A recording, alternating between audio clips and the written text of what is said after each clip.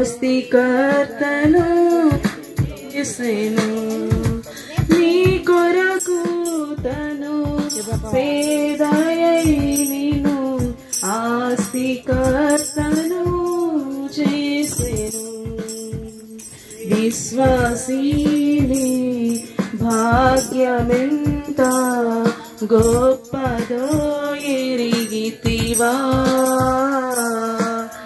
యేసు ప్రభువు విమోచించిన నిన్ను పోలిన వారెవరు నిన్ను పోలిన వారెవరు ఈ లోకములో ఏ సంపదలో సాటిరావా ధనముతో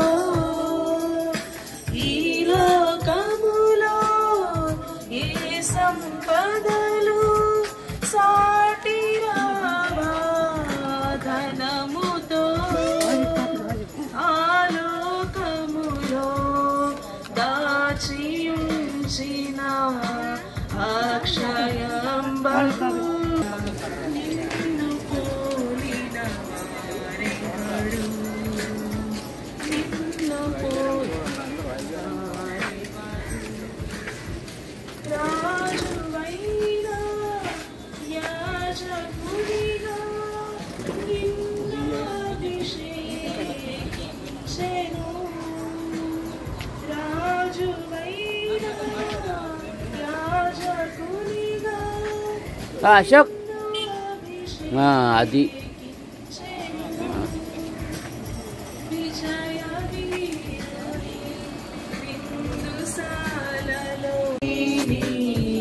భాగ్యమెంత గొప్పదో ఎరిగితివా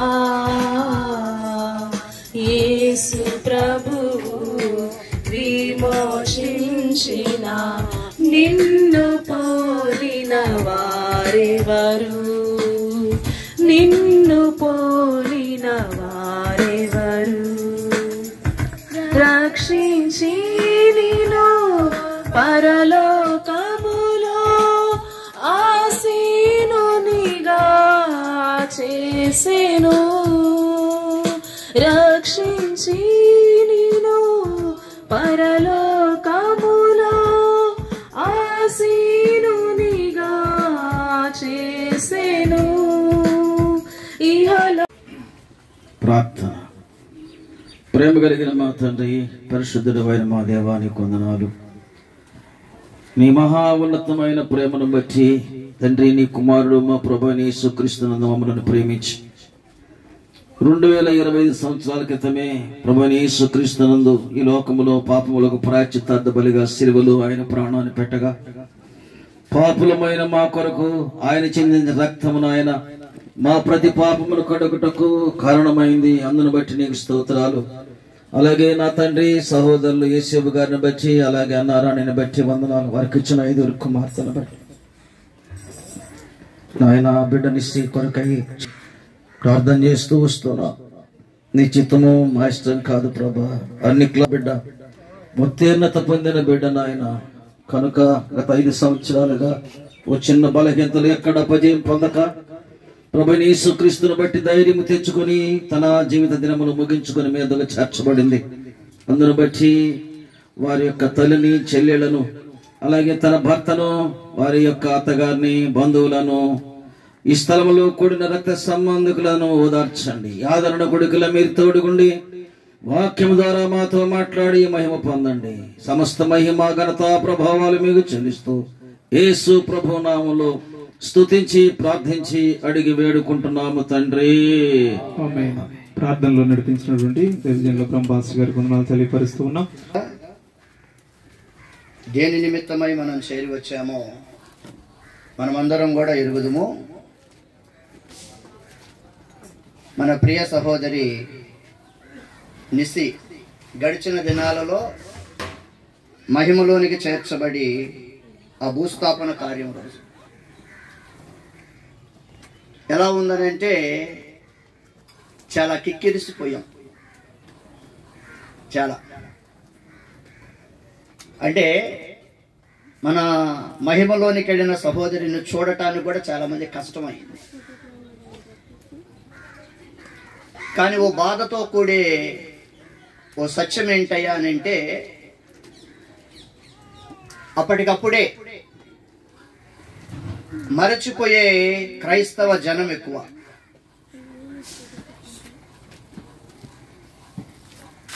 ఓ మాట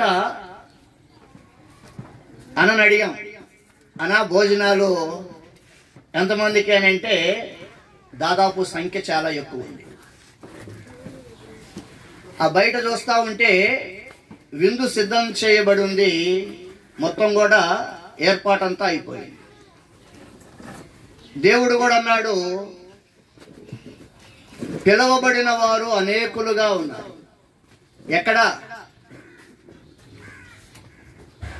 పిలవబడిన ప్రభునందు ప్రియ సహోదరిని ప్రేమించిన వారు ఎక్కడా? ఆలోచన చేయాలి. బైబిల్ అంటుంది, ఇబ్బంది పడొద్దు, దేవుని రాజ్యము ఏంటంట? భోజనము పానము కాదు. జాగ్రత్త క్రైస్తవ సమాజమా, దేవుని రాజ్యం అంటే భోజనము పానం కాదు. దేవుని రాజ్యం అంటే సమాధానము, నీతి, అందలి ఆనందమునై ఉన్నదని దేవుని వాక్యం సెలవిస్తా ఉంది. కాబట్టి దేవుని ప్రజలమైన మనమందరం కూడా ఆలోచన చేయాల. ఇది నాన్న ఈ కూడిక కొరకై పెట్టబడిన పేరేంటో తెలుసా? ఆదరణ స్తుతి కూడిక. ఆదరణ స్తుతి కూడిక అంటే ప్రభుని ఘనపరిచే కార్యం ఇది. కాబట్టి ప్రియులారా, దేవుని వాక్యములో నుండి క్లుప్తంగానే ఓ 3 విషయాలను లేఖనాల్లో నుండి జ్ఞాపకం చేసుకుంటాం. చూడండి, దాని కొరకై 2 తిమోతి 1 అధ్యాయం 2వ వచనాన్ని చదువుకుంటాం. తండ్రి అయిన దేవుని నుండి మన ప్రభు అయిన క్రీస్తు యేసు నుండి కృపయు కనికరమును సమాధానమును కలుగునుగాక. చాలండి. దేవుని వాక్యము ఏమని సెలవిస్తా ఉందనంటే, తండ్రి అయిన దేవుని నుండి మన ప్రభు అయిన క్రీస్తు యేసు నుండి కృపయు కనికరమును సమాధానమును కలుగునుగాక. చూడు, ఎంత అద్భుతమైన మాటనంటే, కనికరము అంటే కృప, కనికరము, సమాధానము. ఈ కూడిక వల్ల దేవుడు ఏం కోరుతున్నాడయ్యా అనంటే, ప్రభునందు నిద్రించిన మన ప్రియులు, లేదనంటే గడిచిన 3 ఏళ్ల క్రితం సునీల్ అన్న వాళ్ళ నాన్నగారు చీకటి బాబురావు గారు, అలాగునే తన భార్య నిస్సి ఒక 20-21 దినాలు మహిమలోనికి చేర్చబడి, అలాగున తన ప్రియులైన వారిని, కన్నవారిని, తండ్రిని, కట్టుకున్న భార్యను, అలాగునే తన ఆప్తులైన వారిని ఎవరైతే కోల్పోయారో ఆ గుండె కోత అందరికీ ఉండదండి. ఏదో కొద్ది మందికే. ఆ పిడికెడు జనమే వేరు. మిగతా వాళ్ళది ఎలా ఉంటుందనంటే అది మనది కాదు. లేంటే ఆ జ్ఞాపకాలు మరుగైపోయినాయి కూడా. సొంత వారు కాబట్టి, ప్రేమించిన వారు కాబట్టి లేంటే రక్త సంబంధం కాబట్టి, లేంటే ప్రభు ప్రేమను బట్టి మరువలేని జ్ఞాపకాలు. అలాంటి వారందరికీ ఈ మధ్యాహ్న కాలములో కృప, కనికరము, సమాధానము కలుగునుగాక. అంటే ఈ మూడు ఊరకనే మనం చదివినంత మాత్రాన మన సొంతమవుతాయి అంటారా? విన్నంత మాత్రాన సొంతమవుతుందంటారా? అయ్యే పని కాదది. దేవుని కోరిక, ఆ తండ్రి కోరిక. చూడు, అలాగున ఆదరించబడాలి అని అంటే ఓ మూడు విషయాలు. మన ప్రియ సహోదరి ఏంటే వారి మామగారు, వారిరువురు కూడా మహిమలోనికి వెళ్ళారు. అయితే వారి జీవితాలు ఎలాగునున్నాయో, వారు ఎలాగున నడుచుకున్నారో ఓ మూడు విషయాలను క్లుప్తంగా మనం జ్ఞాపకం చేసుకుంటాం. ఈ చదివిన వచనము, మన ప్రభు అయిన క్రీస్తు యేసు నుండి కృప, కనికరము, సమాధానము కలుగునుగాక. చదివిన మాటలు మూడు భాగాలు ఉన్నాయి. ప్రభు అయిన, రెండవది క్రీస్తు, మూడవది యేసు. మన ప్రియ సహోదరి కూడా ఈ శ్రేష్టమైన అనుభవములో తన క్రైస్తవ్యాన్ని, తన జీవితాన్ని సాగించింది. అది ఎలాగునో చూడండి. అపోస్తుల కార్యము 16వ అధ్యాయంలో మాట ఉంది. 16వ అధ్యాయం 15వ వచనం చూడండి. ఆమెయు ఆమె ఇంటి వారును బాప్తిస్మము పొందినప్పుడు ఆమె, నేను ప్రభువునందు విశ్వాసము గలదానని మీరు ఎంచితే. సరే, ఏదైనా మనకు అవసరమైన మాట ఏంటనంటే, ప్రభువునందు ఎలాంటిదంట? నేను విశ్వాసముంచిన దానని మీరు ఎంచితే. చూడు, మన ముందు చాలా మంది ఉన్నారు. లేదు, మేము క్రైస్తవులమని ఎంచబడిన వారు ఇంకా చాలా మంది ఉన్నారు. క్రైస్తవుడనంటే అందరు కాదు. ఎవరు నిజమైన క్రైస్తవుడనంటే ప్రభువునందు విశ్వసించిన వారు. సవాలు కదా ఈ మాట. నేనొక అన్యుడను, నేను దేవుడు లేనివాడను, నేను ప్రభునందు విశ్వాసం ఉంచిన దానిని బట్టి 4 ఏళ్ళు మా నాన్న నాతో మాట్లాడలా. నువ్వు యేసు ప్రభుని కాదని చెప్పు, నన్ను నాన్న అని పిలువు. నాకు దేవునికి మా నాన్న అడ్డం వచ్చాడు. నీకు ప్రభువు కావాలా, లేదంటే నీ కన్న తండ్రినైనా నేను కావాలా తేల్చుకోమన్నాడు. మా నాన్నతో అన్నా, నాన్న నేను దేవుడు లేకుండా నేను బ్రతకలేను, నా వల్ల కాదు. దేవుని వాక్యములో వ్రాయబడినట్టుగా నా నిమిత్తము నీ తల్లినైనా, తండ్రినైనా, భార్యనైనా, బిడ్డనైనా, భూమినైనా, మరి దేనినైనా. క్రైస్తవ విశ్వాసం అనంటే అది. లూదియా అంటుంది, నేను ప్రభువునందు విశ్వాసం ఉంచిన దానిని మీరు ఎంచితే. అది విశ్వసించారు, ఎంచారు కాబట్టి అది నాన్న ఎంతమంది వచ్చారు? పల్లె లేదనంటే ఆయా గ్రామాల ఊరుల నుండి దేవుని పిల్లలైన వారు అంతగా వచ్చారంటే కారణం ఏంటయ్యానంటే, మన ప్రియురాలు ప్రభువునందు విశ్వసించింది. ఈ కూడికను ఆధారం చేసుకొని మాట్లాడుతున్న మాట ఏంటనంటే, నీ గుండె మీద చేసి ఆలోచన చేయి. చెప్పాలా, అయ్యా నేను కూడా ప్రభువునందు విశ్వాసం ఉంచిన దాననే, విశ్వాసం ఉంచిన వాడనే. విశ్వాసం అంటే ఏమనుకుంటున్నావు? ఈ పెండాల్లోనికి వచ్చి అంటే వారు పిలిచారు కాబట్టి ఓ క్రైస్తవుడిగా వచ్చానంటే చెల్లవు, అది కాదు. ఆ సందర్భంలో మనం మాట చదివితే ఏముంటదనంటే, ఆమె హృదయాన్ని దేవుడు ఏం చేశాడంట? తెరిచాడు. ప్రభు చెప్పిన మాటల యందు లేదనంటే సేవకులు చెప్పిన మాటల యందు లక్ష్యముంచింది. విశ్వాసం అనంటే, ప్రభుని నమ్ముకోవటం అనంటే అది. కాబట్టి ప్రియుడా, ఈ మధ్యాహ్నము దేవుడు మాట్లాడుతున్న మాట ఏంటనంటే, క్రైస్తవుడిగా పిలువబడుతున్న ఓ మనిషి, దేవుని మాటను లక్ష్య పెట్టావా? లేంటే ప్రభు తెరవటానికి ఆయనకి అనుమతించావా? నీ గుండెల్లో దేవుడున్నాడని నీ గుండె మీద చేయేసి మధ్యాహ్నం ధైర్యంగా చెప్పగలవా?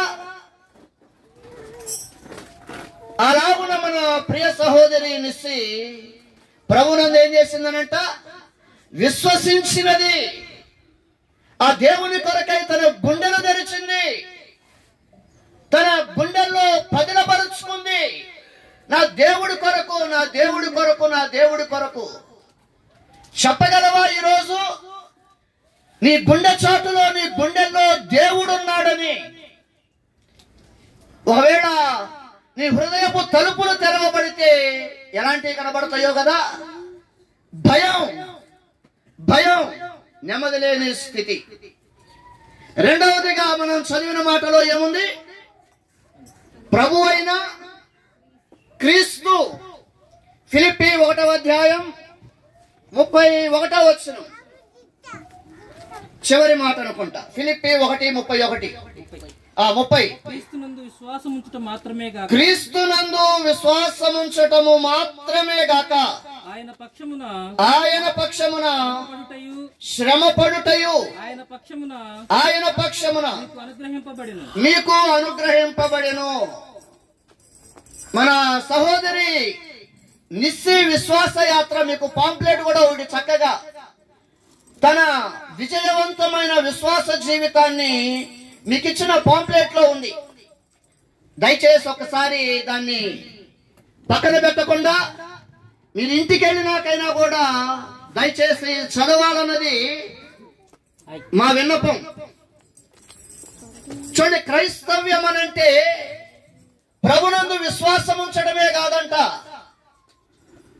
ఇంకా ఏమంటున్నాడు? ఆయన పక్షాన శ్రమపడుటయు మనకి అనుగ్రహించబడినది ఓ వరమండి. ప్రభు పక్షానంటే క్రీస్తు పక్షమున శ్రమపడుట మన జీవిత ధన్యత, మన భాగ్యము. ఈనాడు విశ్వాసములో నుండి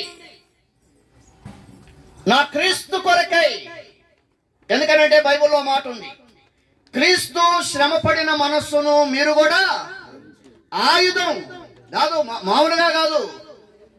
మన సహోదరి ఒక ఆయుధాన్ని ధరించింది. ఏ శ్రమల చేతనైతే కూలదోల్చాలనుకున్నాడు, ఏ శ్రమల వలన కదల్చాలి, కలవరబెట్టాలని అనుకున్నాడు. ఈనాడు ఎంతమంది క్రైస్తవులు శ్రమకు తాళలేక వెళ్ళిపోయిన వాళ్ళు ఉన్నారు. లేంటి ఆ శ్రమలను బట్టి కృంగిపోయిన వాళ్ళు ఎంతమంది ఉన్నారు అడిగి చూడండి ఒకసారి. ఓ చిన్న బాధ కలిగితే మొదట ఎక్కేసేది ఏంటి? అయ్యగారు తిరగాల. అమ్మా ఏంటమ్మా ఏంటి మొన్న రాలేదు ఏంటనంటే, ఆ పాస్టర్ గారు ఏమొస్తామండి, అన్ని సమస్యలే, అన్ని శ్రమలే, అన్ని బాధలే. ఓ క్రైస్తవుడా, నువ్వు ఎరగాల. ఓ మోసలో పెట్టినట్టుగా మొద్దుగా కాదు. విశ్వాసినైన నేను నా క్రీస్తు పక్షాన శ్రమపడుట నా భాగ్యము, ఇది నేను పొందిన వరము. చెప్పగలమా? ఆలోచన చేయండి. 119వ కీర్తన 75 చూడండి. యెహోవా బాబా ఏమన్నా అంటే, నీ తీర్పులు న్యాయమైనవనియు విశ్వాస్యత గలవాడవై నీవు శ్రమ పరిచితివనియు నేను ఎరుగుదును. ఇట్లాంటి విశ్వాసం కలిగిన వాళ్ళు ఎంతమంది ఉన్నారు?